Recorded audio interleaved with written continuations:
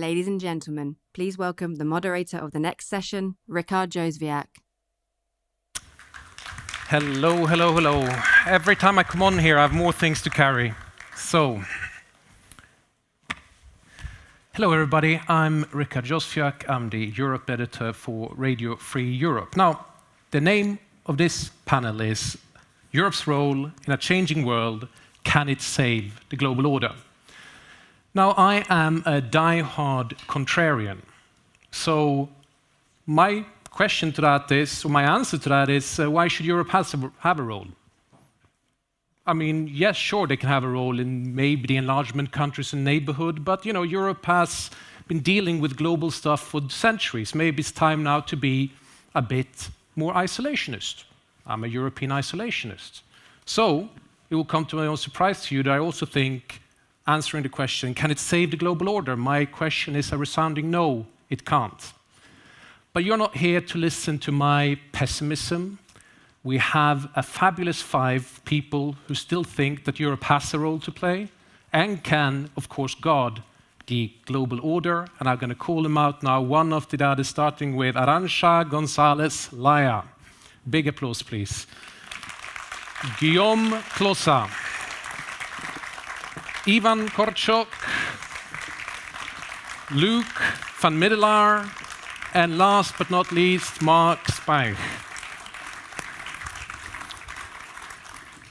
And of course, as always, I rely on you guys to ask questions. 2 ways of doing that: raising your hand, waiting for the microphone, or via Slido. Arancha, starting with you. I know I'm a skeptic. I don't believe there should be any role for Europe. You're an academic these days at Paris, Sciences Po, but of course you have a past as a foreign minister for a very large European country as well. Prove me wrong. So, let me first thank you, Rikard, for being provocative, and thank you to Globsec for this opportunity to discuss, to look a little bit outside, stop navel glazing and look at the world, right? So, should the EU have a role internationally? My answer, yes, absolutely yes. Why? First, because it's in its own interest. And 2, because it understands that its own interest can only work if they are in sync with the rest of the world. Climate change, pandemics, ethics of artificial intelligence, international trade, oceans, all these are issues where the EU is leading, and I think it's good that it leads. Now, the question I would put is, do we have the right global order? And on this one, I am probably a bit more skeptical. So, yes to the EU, and yes to reform the global order. But what global order do you envisage then? Well, it will depend on each one of them. So, on oceans, a global order that preserves the ability of oceans to continue to capture CO2, oceans that continue to have a vibrant marine life, oceans where countries individually do not exploit the seabed. That's, for example, my version of a sea, of the oceans, one that can benefit all countries around the world, including those that are coastal states, that probably very often depend on those oceans. So it will depend. Now, do we have the right instruments? Do we have the right set of rules? No, the world has changed. There is many more countries that are empowered today. There is an emergence of issues that were not there today that we probably have to take into account. So we should reform, and the reform will be different depending on the topic. But let's not let's not do as if there is no longer a global order. There is a global order that is at the moment being under a lot of stress and under a lot of need to reform. That would be my preferred way of presenting the question, if I may. But, okay, I'm going to test you concretely now. I know you don't no longer represent the government in Madrid, but one way that I think all of us agree is that Europe needs to step up, especially on defense spending. Sure. And there is a country, Spain, right now that's having huge problems with committing to this 3.5 defense target. That has to do with domestic politics. And doesn't that just really prove my point, that there will always be some region, some government, some coalition partner that always drags this down? No, I don't think this is a fair way of portraying the current situation. So does Europe need to invest more on its defense and security? The answer from Madrid, and now I'm just speaking for them, I'm not their spokesperson, but the answer from Madrid is clearly yes. Europe needs to step up the game. But what Madrid is saying, and frankly I do agree with this, is rather than start by throwing up a number, we should maybe perhaps start by defining what are the threats we want to respond to. We will not create a common European defense if we don't share the same nightmares. Number two, we have to look at where we've got capacity gaps, because it's good to throw a number, but the number has to be in relation to what we need to invest on. Three, maybe we need to look at how we are going to be financing the gap that we have. And number four, we put a price tag to it. Now, on top of that, we have to discuss where and how we want to make those investments, because we also know that doing it like we've been doing them in the past with the NATO that we had in the past is not providing enough security guarantees to Europe, not the EU, to Europe today. So a lot to think about, and in my view, reducing this to a game of numbers does not do justice to the need to step up our game on defense and security. Guillaume, I turn to you now. You have, of course, as founder of EuropaNova, you have been thinking about this for a long time. I'm going to do some PR for you because you are part of the Conclave. Please read this one. It's many different ideas of how to actually keep Europe relevant in the world. Mark Rutte is contributing, Antonio Costa is contributing, you are contributing. Surely you must be vexed by my skepticism that Europe can actually do something. Well, several things. The fact that Europe is an observer or a player is something which was done by design.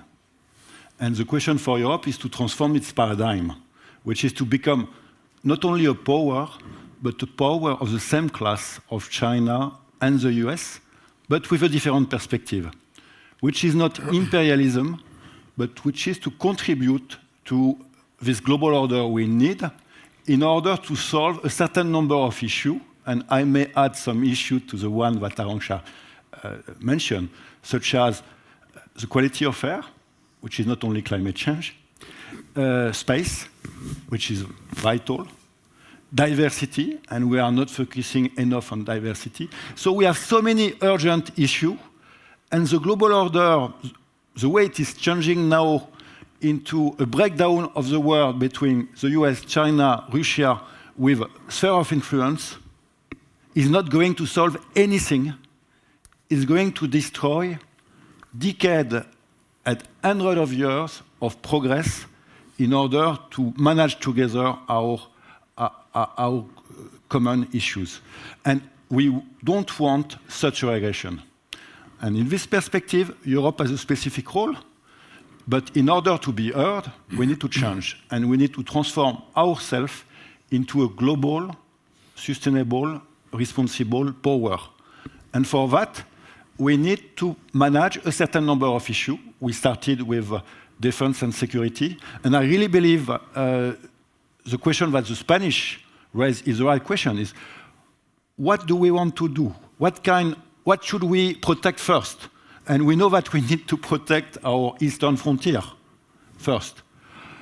How do we mobilize our resources? We are already spending every year more than 400 billion euros, and this money is not well allocated for many, many reasons. So how do I allocate much better this money?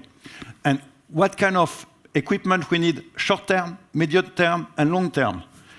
Well, these questions are not completely answered, or at least are not well answered at the moment. So adding money to money is not a good thing. And we need to put that. And we need also to engage citizens in this debate. But if we want to become a power, and if we want to be heard, we need to have a systemic strategy and not focus only on defense and security, because science and technology is a key driver. And we need to find again the leadership. 20 years ago, we were the global leader. Now it's the US. But it's not granted for the future. The same thing with regard to democracy. We need to give a new boost to democracy. And there is, with technology and with AI, you forget to mention that I was AI special advisor to Juncker and UNZIP, we have the possibility to develop a transnational, plurilingual democratic sphere, which articulate local, national, and European level. And this could give a boost to democracy. But we need to be forward-thinking and forward-looking in terms of behavior. And too often, we are stick to the present. And this is an issue, because when you are stick to the present, you are immobilized. And you are answering issues, which are the issue of the period, but you are not preparing for the future. But Guillaume, everything you say, though, presumes that there is one Europe, which is not the case, though, and it's never been. I mean, like, for example, France have specific interest, for example, when it comes to rearm Europe, for example. They don't want American money in there. Others do want American money in there. You can go on with everything like that. I mean, your whole assumption is that it's one Europe. It's not. No. I mean, my assumption is Europe is a matter of diversity. But when I look back 70 years ago, and when I see what we have done in the meantime, we have created a real union, which is a civic union, which is an economic union, which is a climate union, but we need to complement this. And the fact that our partner, our historic partner, which is the US, is completely changing his behavior, change the game. When we had an implicit agreement with the US, which was, we work together, you are the market, we take advantage of your market, the US, but we give you security. That was the agreement we have. It was working, everything was okay.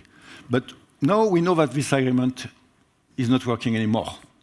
So it's not obvious to say we are going to buy American weapons. All the more since we know that in the US there is a debate on the defense industry not providing the right weapon for the American industry. So why should we buy weapons or flight that Americans don't want for themselves? Should we be the place to make profitable the American company because the American market is not sustainable for them? Do you know that for the tech giant, do you know where they are developing their profit? In Europe. Without the European market, they won't be as profitable as they are. But this is invisible for us. Hundreds of billions of euros, which are out without taxation. Do you think this is normal? Should we consider ourselves as granted vassals of the US? This can work when you trust your partner. It can't work anymore. So we need to revive and to rethink the relationship such a way that we can go ahead together, but on an equal basis. And for that, we need to change our behavior. The difficulty is, first of all, we were conditioned. And you will see there are some American generals from NATO, former, who are here, and that are going to explain to you that we were conditioned by the US the last 70 years, and the US wanted to condition us, and we wanted also to be conditioned ourselves. But now, and I think Chancellor Merz, more or less, said the same thing. But now we need to consider ourselves as independent, as free. And when you think you are free, you review your strategy, you review your interest, and you are capable of rethinking collectively. And I think, and this is my optimism, that we are in this period of time where we are capable to go ahead together, but we need to define the perspective, and when we have a shared perspective, I mean, the roadmap will be clear, and that's the roadmap of this Conclave report that you mentioned, which is a power agenda for a global, sustainable, and responsible Europe. Thank you, Ivan. Thank you. Ivan, former Foreign Minister of Slovakia, I remember you very well as the Slovak EU ambassador. You listened to Guillaume here, wanting less America. Are you, as normally Central East? I did not say that, huh? But... No, I did not say that. I said that Guillaume, please let... Yeah. Are you prepared, though, to have a less engaged America in Europe, Ivan? Especially with Central Eastern Europe often having relied on American power? And secondly, I mean, you were a foreign minister as well, and you remember very well when it came to EU foreign policy. Arancha know this as well. Vetoes everywhere that prevented everything. Yeah.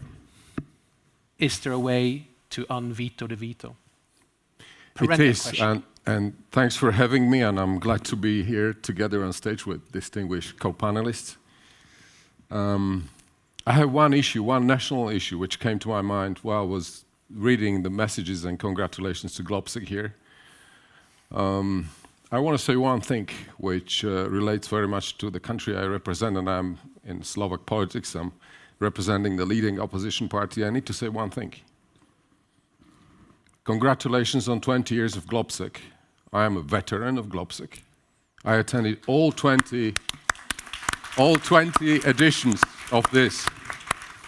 I was standing by, in a way, when Globsec was born and started of nothing. But the point I want to make is to tell you how embarrassed I feel that it's the second edition already after last year that Globsec is not organized in where it was born, in Bratislava. We're talking diplomacy here, but I put diplomatic language aside. I feel ashamed that Globsec was forced out and ousted from Slovakia. And the reason is because there was hostile environment against, what's the problem here?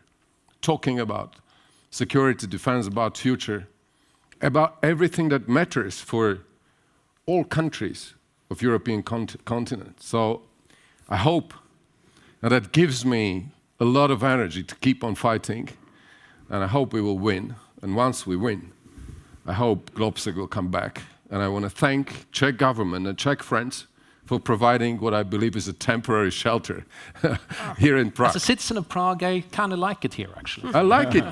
Come on. I like it here very much. But I wanted to say this. Now back to our discussion. This panel, Rikard, is asking a question whether Europe can save the global order, right? And I want to be very blunt. It cannot.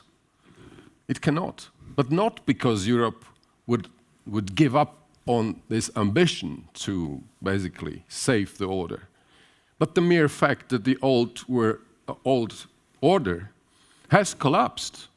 Challenge me, please, from the audience, if you believe that we are still living in the past and dream about the order which was established after the Second World War and confirmed after 1989. In my view, I could say it is in disarray. No, I think the order which we enjoyed, which has given a freedom to countries like Slovakia, Czech Republic after 1990, this order is gone. I'm provocative, intentionally. And the reason why I maintain my point is that if you look at the world, at the main pillars of global order that I believe is that multilateralism, paralyzed. Protracted conflicts, they continue and destabilize whole regions. Can there be any better illustration of a new order than the circumstances that we have experienced over this very last night?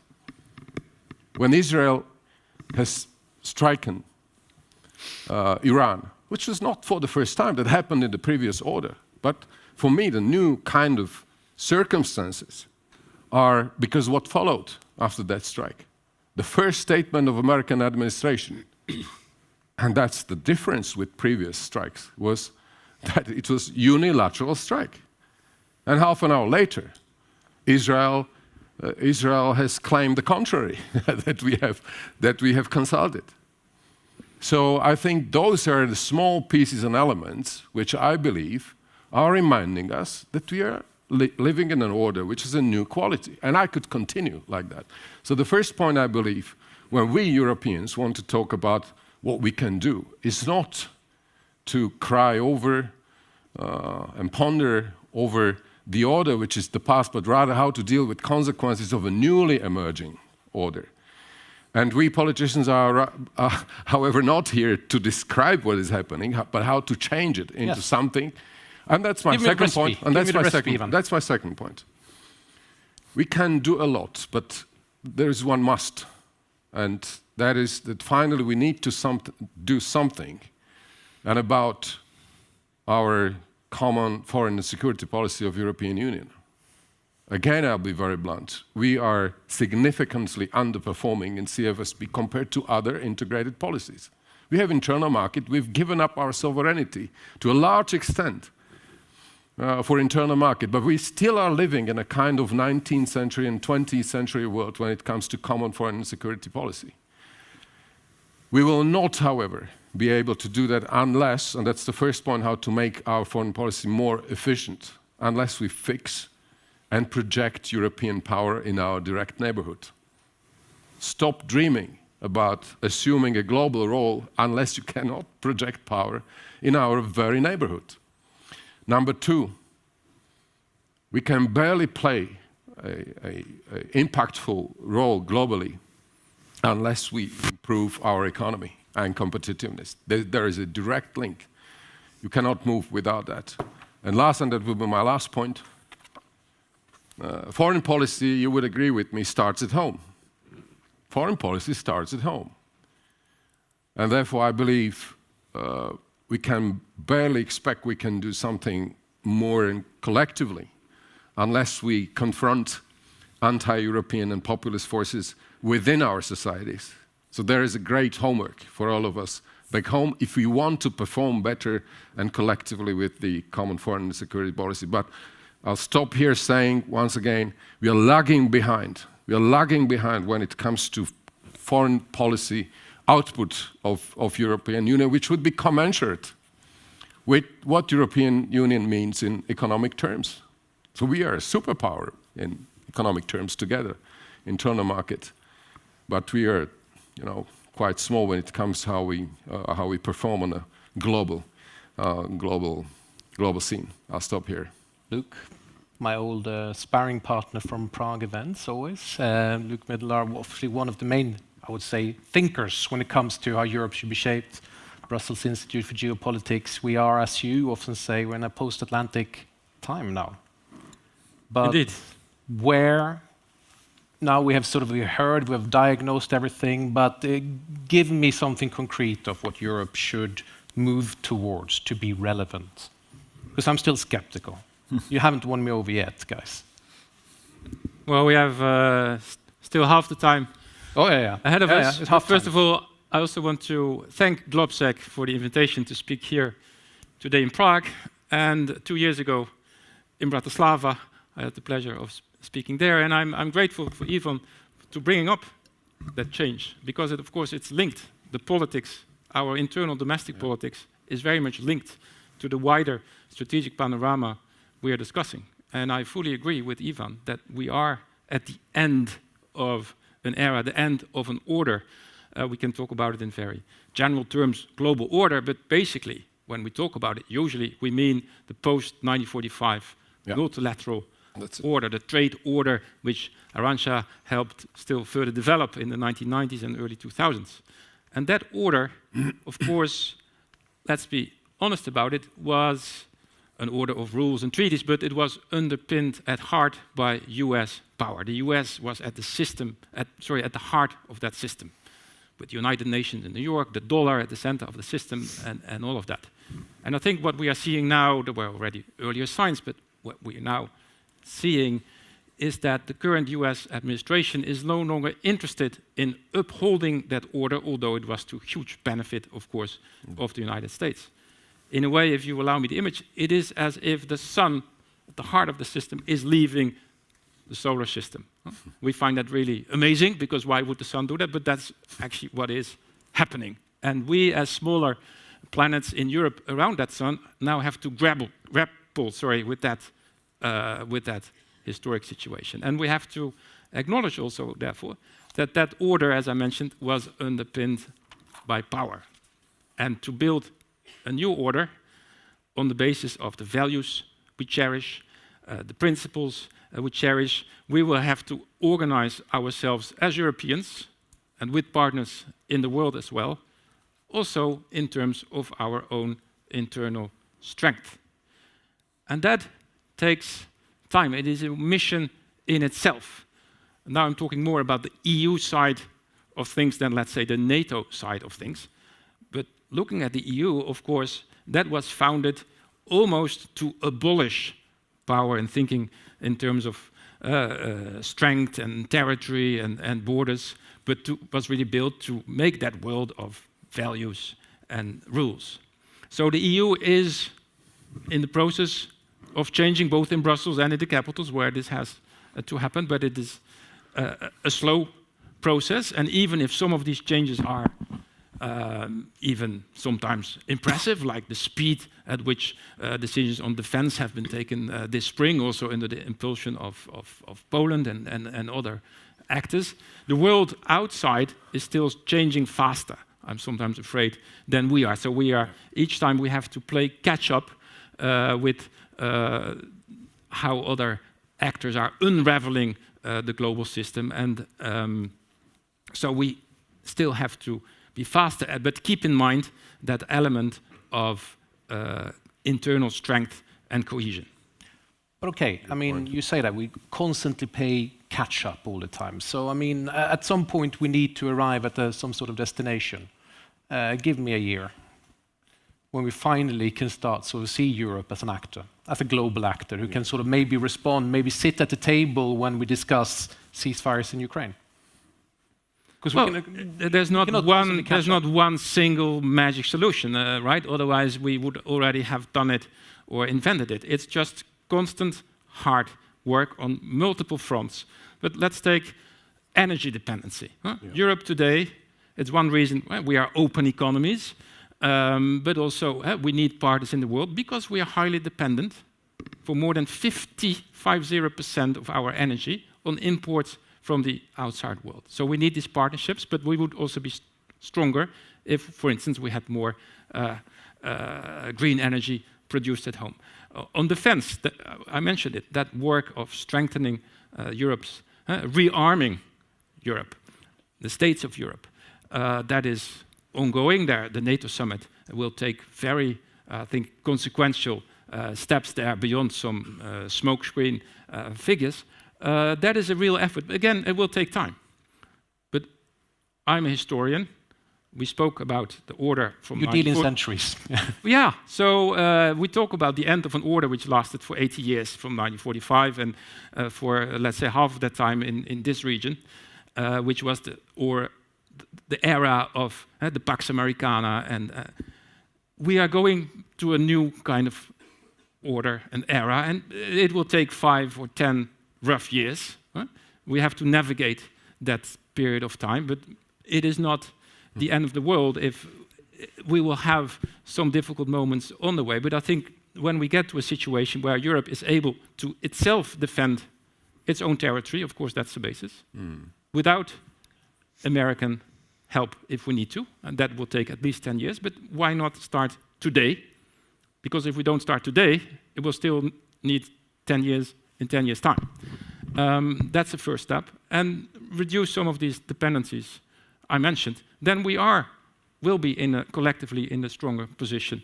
And that will also help, I think, to convince domestically electorates or larger parts of the electorates that it's worth supporting, if not fighting for, but internal European solidarity and cohesion. Mark, I'm moving to you now. First of all, congratulations, Secretary General of Konrad-Adenauer-Stiftung. Important role. Obviously, Germany is having a new government. I will push a bit on a German one because you are, Guillaume might excuse, but Germany is maybe the most important EU country right now. It's a new government. It seems to be ambitious. So can Berlin pick up the baton and lead Europe into a new or a better or some role in the global order? Well, Germany certainly has to, but it's not going alone, obviously. I mean, I think that your skepticism is justified. I mean, and it was mentioned before, the global order is in disarray. At least the one we we benefited so enormously from the rule-based international order, obviously. But let me challenge you more from a, well, dialectical position.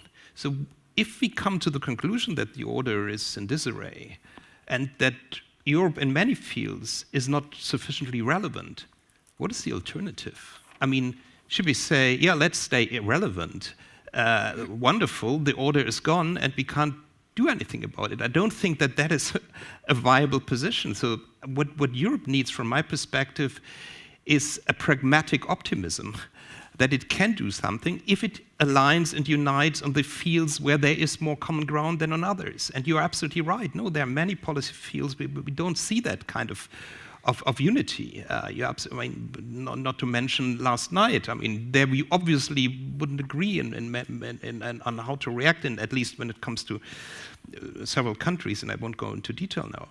But there are other fields where we clearly have this broad consensus. Maybe not all member states, but there's a broad consensus. And I fully agree that defense and security policy is one of those fields where we are significantly underperforming, where we can move forward boldly, and where we see first pragmatic steps that work. I think the safe platform and the safe approach is exactly the right one. So finding a way to deal with the financing issue by allowing member states to borrow money for low interest rates and so on, and even allow non-member states to participate, especially Ukraine. I mean, if you see the framework that invites Ukraine to participate in that platform, I think that's a very pragmatic and at the same time significant step forward. And it's the only way that works. So it's if you forgive me, but it's a bit more of the Nike claim. Just do it. I mean, it's not about a detailed plan that is a kind of planning economy approach issued by the Commission. It's about setting a framework that is then filled by more pragmatic approach. That's what I think. And now coming back to Germany, because you addressed Germany, I think that Germany can play a decisive role here with that approach. And I think it's exactly the role that the German government foresees for itself. First, being back in Brussels. And being back in Brussels means being seen in Brussels, being there as a driver, not dominating the scene, obviously, in close cooperation with the most important member states. And I always would add, from a perspective of Helmut Kohl, it's not just about the big member states, it's also about the significant drivers if it comes to foreign security policy in the Baltic, in Central and Eastern Europe. But Germany has to be present again in Brussels. I think that's what Friedrich Merz has shown in the first weeks in office. I mean, we are just talking about the first weeks, but I think he has shown this really different approach. And that has a symbolic side as well, and I think he really catered also to that symbolic side. Being together with the other peers in Kiev, being there, being present there. I think that were important steps that we could see, and I expect Germany to continue on that line, to be constructive on the one hand and pragmatic on the other hand again, and drive things forward. As a German, I thought you would take the Adidas motto, impossible is nothing. I'm sorry? As a German, I thought you would go for the Adidas motto, impossible is nothing, rather than Nike's just do it. Is it betraying your transatlantic thing again? Or? Actually, I wouldn't give up on the Americans. I mean, 49% didn't support Donald Trump. Why should we give up on the US? I mean, they aren't lost forever. Of course, I mean, no doubt that the times are extremely challenging, but why should we give up on them? I don't see any reason for that. And to come back to a point formerly made, yes, of course, we have stepped up European defense industry and in a way that really works. But why shouldn't we buy American hardware if it works so well? I mean, and it's not just a one-off business. I mean, we are, as you know, we are pursuing F-35 fighter planes, and part of that is assembled in Germany. That creates jobs there, industrial jobs coming from the car industry, by the way. So it's also a contribution to competitiveness as well. So you can make deals. You can make deals with this administration as well, as difficult as it is. But I would never, I mean, I'm fully supporting what has been said before. We need this this closer European cooperation, but why should I will always remain, and I can't speak for Freddie Merz, but it's very clear where his position is. I mean, he will remain a transatlanticist. So it's time to open up the floor. First, I want to sample the room. Anyone? Oh, there is one. Present yourself, even though I know who you are, Benjamin, and a question, please. Thanks. And to whom you're addressing the question. Sure. Maybe. Thanks very much, Rikard. Benjamin Tallis of Helsing, the defense AI company. To agree with what Ivan Korčok and Mark Speich both said, the old order is gone, but that doesn't mean that Europe should give up on its ordering power and our ordering ambition, because we find ourselves in not only a power competition, but a systemic competition. And as Europe remains one of the last key bastions of democratic values, one of the key bastions of democratic values in the world, it is in our interest to order the world in our favor, or to order as much of the world as we can in our favor. So given we're in this competitive world, what are the competitive advantages we actually need to develop in order to realize that ordering power? Internationally, in security, in economics, but also in shoring up our base at home and making those kind of resilient societies which our people actually buy into. How do we go about that? It's a big challenge, but I'd like to hear from each of the panelists how they see that future vision. Pick one, Benjamin, or maybe two at max. We're sort of running out of time. Sure. Okay. Who do you want to answer that? In that case, I'd love to hear from Mark about that, how we regenerate that from Germany, and I'd love to hear it also from Ivan. Thank you. Yeah. So the question is, how can we together as Europe be stronger in order to project the values around the world, or how do we compete in a competitive world? I don't have any better recipe than to start at home, because collectively we can barely be stronger unless we are individually not delivering. We cannot increase our competitiveness that we need so much unless individual member states contribute to that competitiveness. And I can tell you, this is my political experience, when you start talking about reforms back home in order to increase competitiveness, you can barely win elections. So we have to engage with our people, to start with them, with our audiences, and convince them that we need to do bold reforms back home that make, at the end of the day, Europe stronger together. I too am advocating basically that we continue insisting on our values, but in addition, because of the changed world order, we need to engage with our partners. And I don't want to dance on the tiny ice, but I think if I said it on the record in Slovakia and was criticized for that. But if President Trump continues with his hostile rhetoric against Europe, because it's a hostile rhetoric. When I was ambassador to the US and he was president in his first term, I couldn't believe my ears when he said that the EU is enemy. The point at this moment is, if he continues with that, we have to reassess our approach to China. Not to give up on our values, but in the areas where it is absolutely necessary, we have to engage with China as well. I continue this with the risk that I will be criticized, but I'm not the one who is giving up on the values. I'm not the one who says that we have a systemic competition with China, because they have a different regime. But we cannot sit and wait and just look at the United States at this moment, which is approaching European Union as a hostile project. So 2 points for me to allow Mark to follow on that. One to start at home from scratch. We need to do something with competitiveness in Slovakia to deliver for our own people. We are lagging behind. We will add to European competitiveness so that we can profit more from internal markets. And then the economic output will be bigger, and then we will have more impact in foreign policy. And number two, reassess our global partnerships. Mark, quickly, will you compliment what Ivan said, or you are? Well, I can only echo that, because I think you can only echo. Standing in competition comes from inner strength, and that starts at home, and it translates to the European theater. Arancha, you wanted to compliment? I have a problem with this idea that the global order is gone. Mm-hmm. The US has left the global order. That's sure. It has. But has the global order gone? I have a question mark.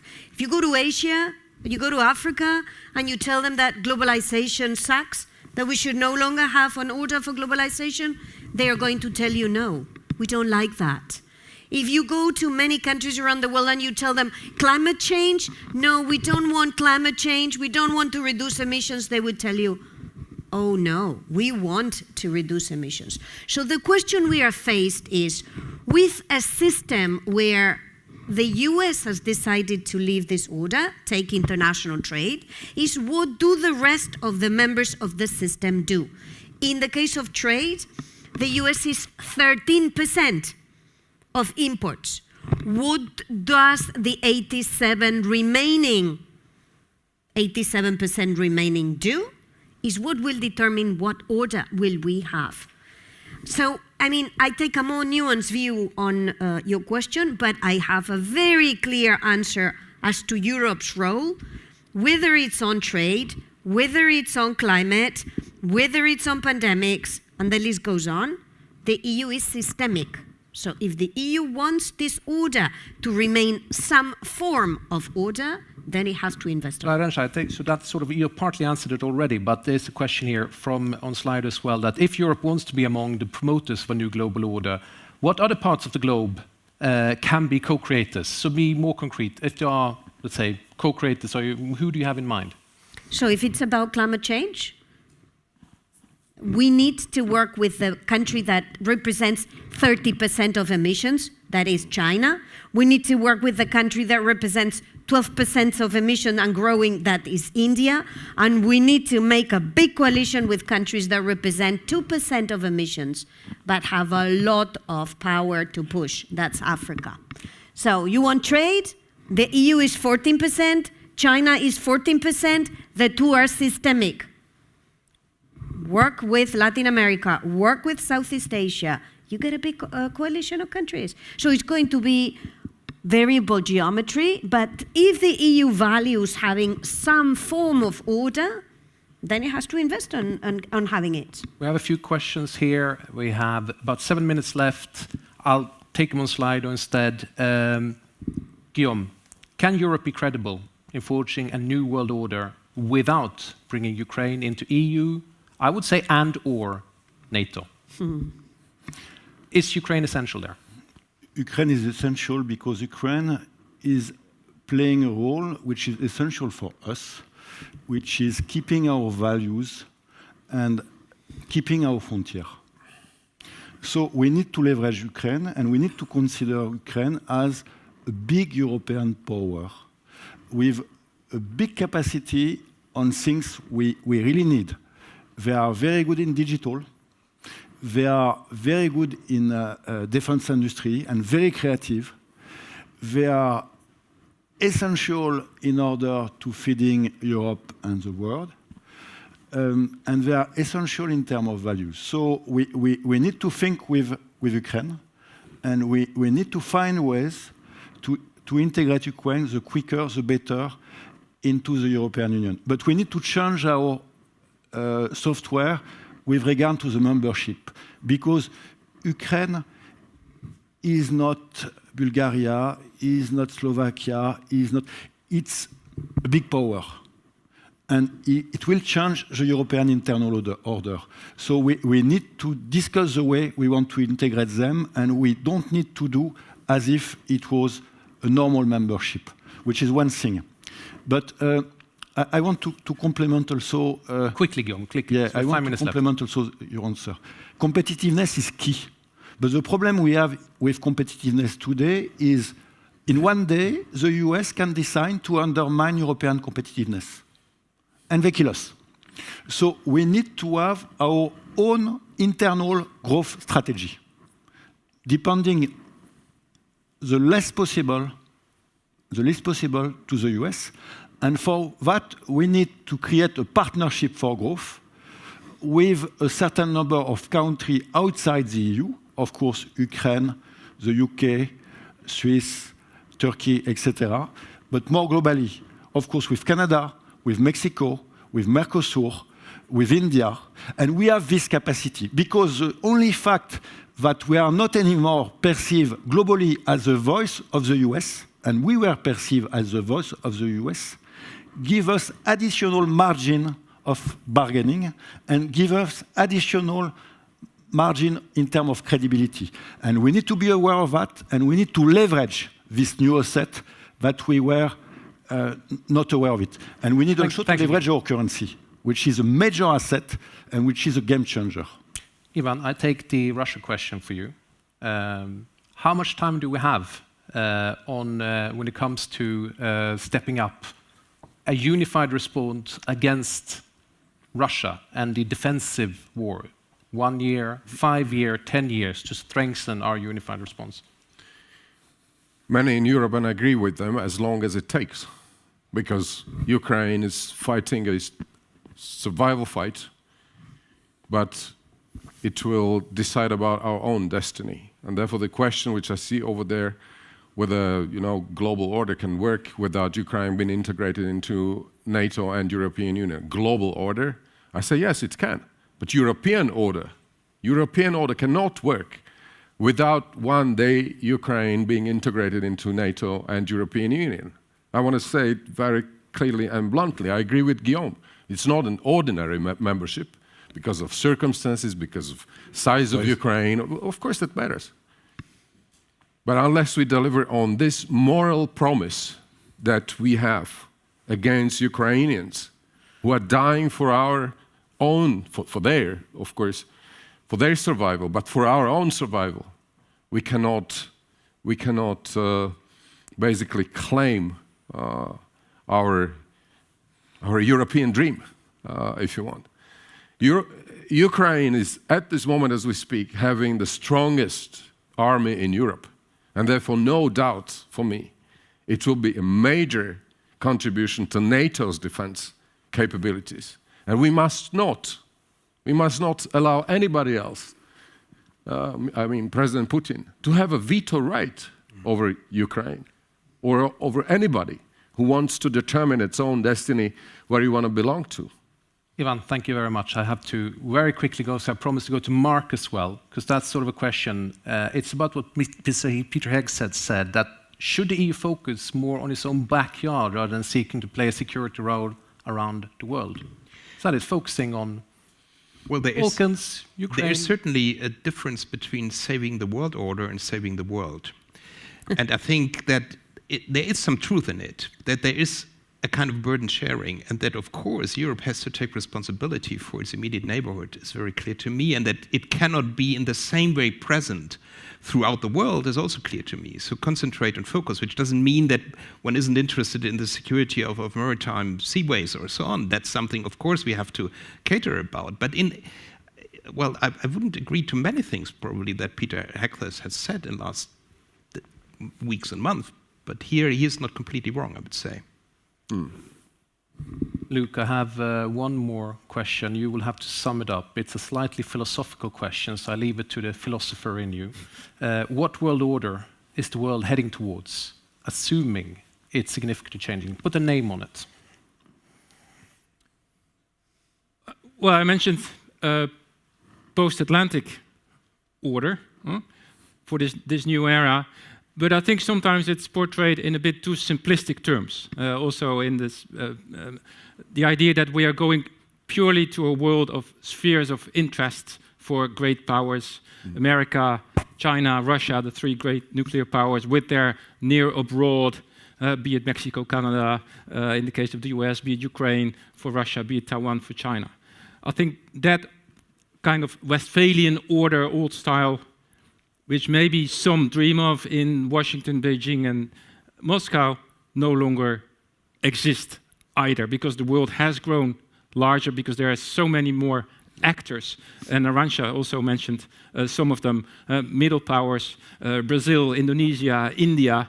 And I think for Europe, it is not only to make sure that we can play a role in that world dominated more by strength, but also that we team up with these powers, which will help us to avoid, let's say, a big war between US and China, and who can play that navigating and bridging role. And I think that is a real mission for Europe for that next period of history. I hope you agree. Guys, time is up. It says here, thank you very much. I'm not entirely convinced, but you talked about the mission, and I will try to follow it. Ladies and gentlemen, a big round of applause. Thank you very much.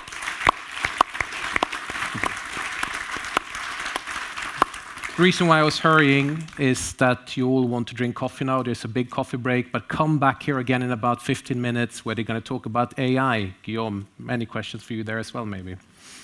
Thank you.